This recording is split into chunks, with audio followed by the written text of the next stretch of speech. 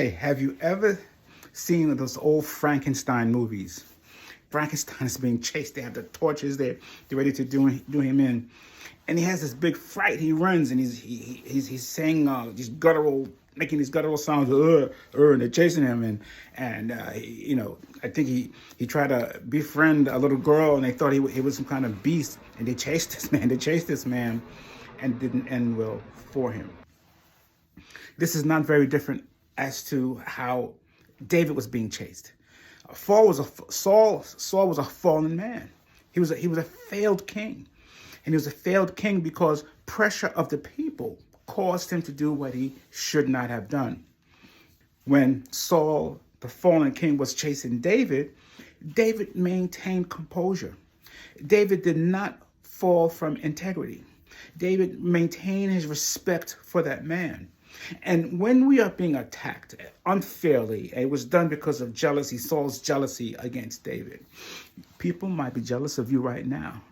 And whatever their motivations are, you could be Frankenstein, you could be David.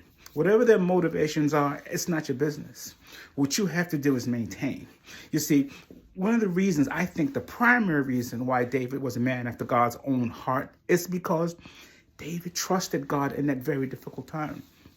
Trust God right now in your difficult time. Trust God even though everything looks like it's against you.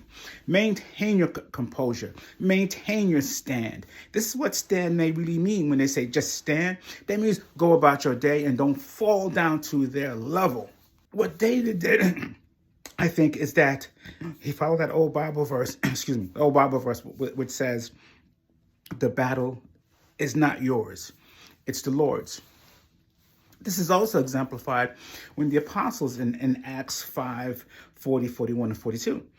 And the Sanhedrin, of which Paul was a member, and his teacher was there, Gamaliel, one of the greatest Jewish intellects that ever been. He had a special title, Rabbon. In any case, they want to whip their behinds.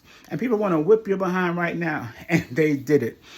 What I'm trying to say is that you might get a few uppercuts. You might get a few drop kicks throughout this whole circumstance. But the apostles knew something different.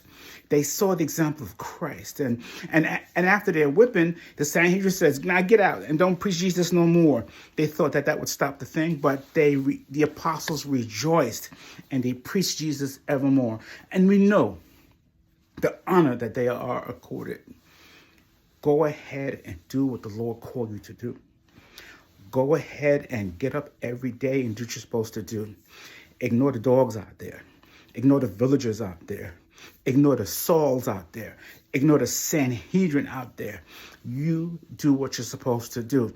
And let them continue to bring themselves down. But you don't get caught up in it like Saul did. Maintain your composure and stand, because you have a crown waiting for you.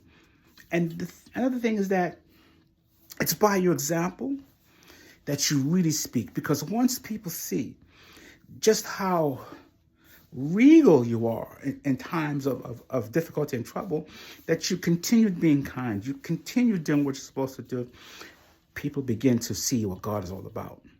You're a living epistle, and living epistles don't get down in the gutter with knife fights. Amen? Amen.